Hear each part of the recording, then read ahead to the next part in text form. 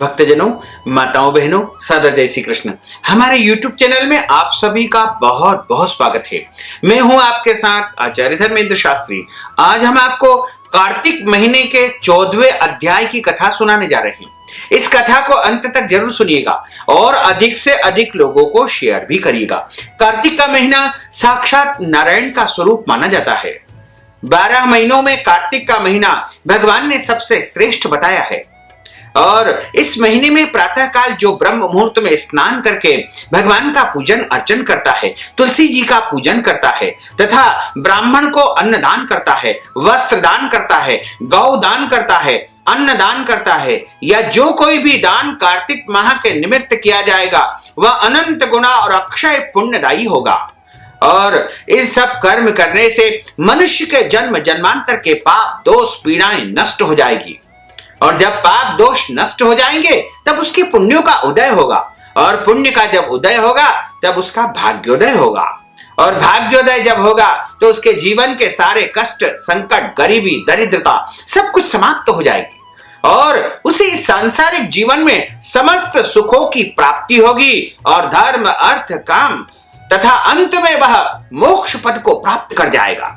तो इस प्रकार कार्तिक महीने में प्रत्येक मनुष्य को प्रातः जल्दी स्नान करना चाहिए और कथाओं का श्रवण करना चाहिए।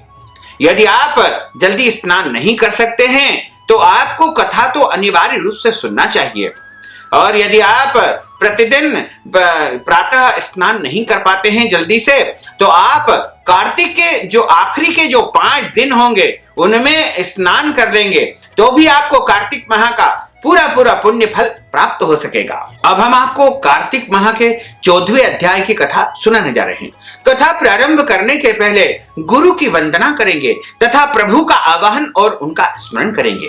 उसके बाद आपको कथा सुनाएंगे। गुरुर् ब्रह्मा गुरुर्विष्णु गुरुर्देवो महेश्वरा गुरु साक्षात परब्रह्म तस्मै श्री गुरुवे नमः।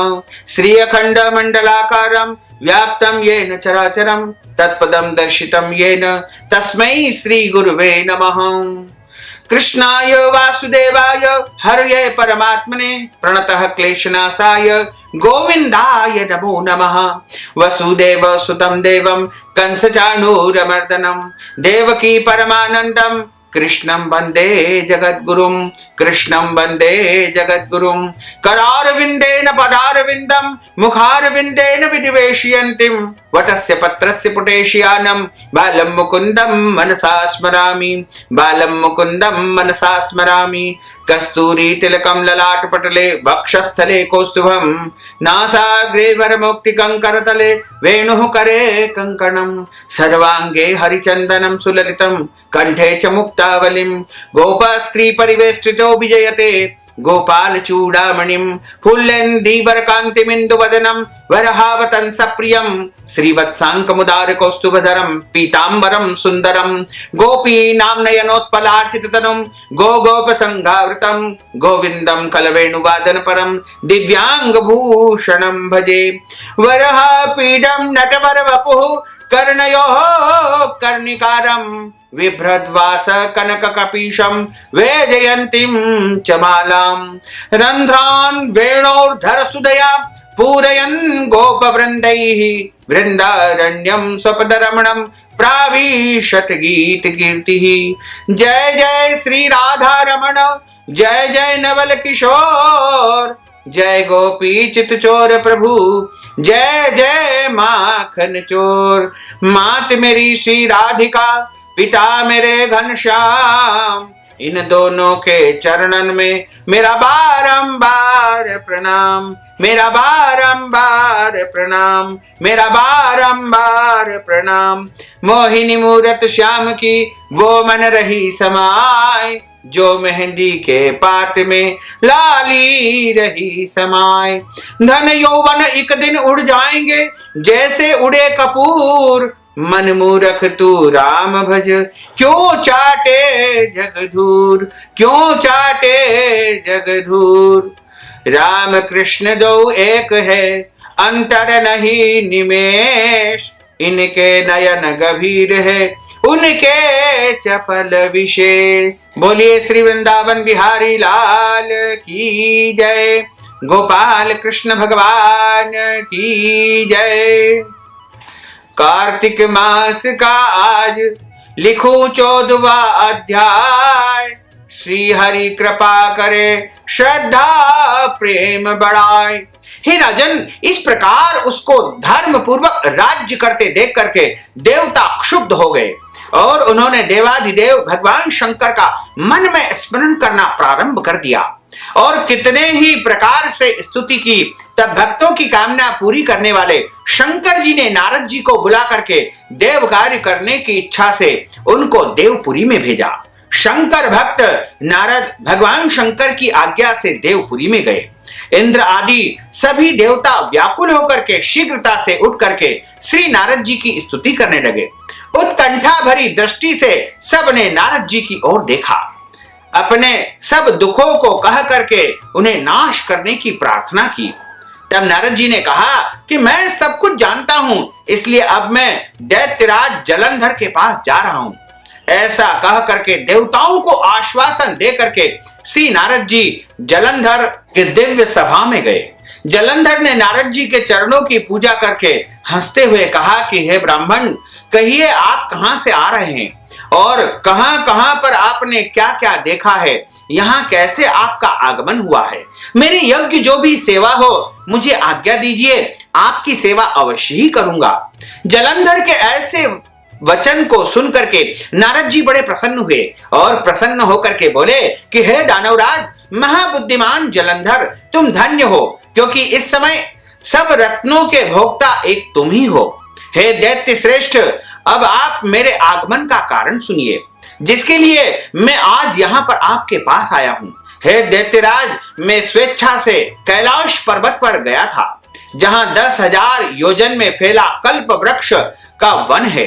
वहां पर मैंने सैकड़ों कामधेनुओं को घूमते हुए देखा है तथा यह भी देखा है कि वह मन चिंतामणि से प्रकाशित है, परम दिव्य अद्भुत और सब प्रकार से स्वर्णमय है। मैंने वहां पार्वती जी के साथ में स्थित शंकर जी को भी देखा है, जो सर्वांग सुंदर गौर वर्ण त्रिनेत्र और मस्तक पर चंद्रमा धारण किए हैं। यह सब देख करके मुझे बड़ा आश्चर्य हुआ है कि इनके समान समृद्धिशाली त्रिलोकी में कोई है या नहीं। हे दैत्येंद्र, उसी समय मुझे तुम्हारी भी समृद्धि का स्मरण हो गया और उसे देखने की इच्छा से तुम्हारे पास आया हूं। यह सुनकर के जलंधर को बड़ा हर्ष हुआ। उसने नारद जी को अपनी सब समृद्धि दिखा दी। उसे देख करके देवताओं का कार्य करने में इच्छुक शिव प्रेरित नारद जी ने जलंधर की बड़ी प्रशंसा की और जलंधर से नारद जी कहते हैं, निश्चय ही तुम त्रिलोकपति होने के योग्य थे। तुम्हारे लिए ऐसा कोई विचित्र बात नहीं है। मैं देखता हूं कि तुम्हारे पास सब कुछ है, किसी बात की कोई कमी नहीं है। ऐरावत, उच्चैश्रवा घोड़ा, कल्प वृक्ष और कुबेर की निधि तुम्हारे पास में है। मणियों और रत्नों के ढेर भी तुम्हारे पास लगे हुए हैं। ब्रह्मा जी का हंस युक्त विमान भी तुम्हारे पास है और द्युलोक, पाताल और पृथ्वी पर जितने भी रत्न आदि है वह सब के सब तुम्हारे पास ही है। मैं तुम्हारे इस प्रकार के रत्न ऐश्वर्य को देख करके बड़ा प्रसन्न हूं, परंतु तुम्हारे पास कोई स्त्री नामक रत्न नहीं है, इसलिए तुम्हारा यह सब कुछ फीका फीका लग रहा है। तुम कोई स्त्री रत्न को ग्रहण करो, तुम अपनी किसी स्त्री को पत्नी बनाओ। नारद जी के इस प्रकार के वचन को सुनकर के दैत्य काम से व्याकुल हो गया और उसने नारद जी को प्रणाम करके पूछा कि ऐसी स्त्री कहां पर मिलेगी जो सब रत्नों में श्रेष्ठ हो। यदि ऐसा रत्न कहीं मिले तो मैं अवश्य ही लाऊंगा। देवर्षि नारद बोले कि ऐसा रत्न तो कैलाश पर्वत पर योगी शंकर जी के पास है और उनकी सर्वांग सुंदर पत्नी देवी पार्वती बहुत ही मनोहर है। उसके समान सुंदरी मैंने आज तक नहीं देखी है। शंकर जी से बढ़कर के समृद्धिवान दूसरा कोई नहीं है। उनके पास रत्न की सी महिमा तीनों लोकों में कहीं पर नहीं दिखी है। तभी तो परम विरक्त आत्मा राम शंकर जी भी उनके वश में हो गए हैं।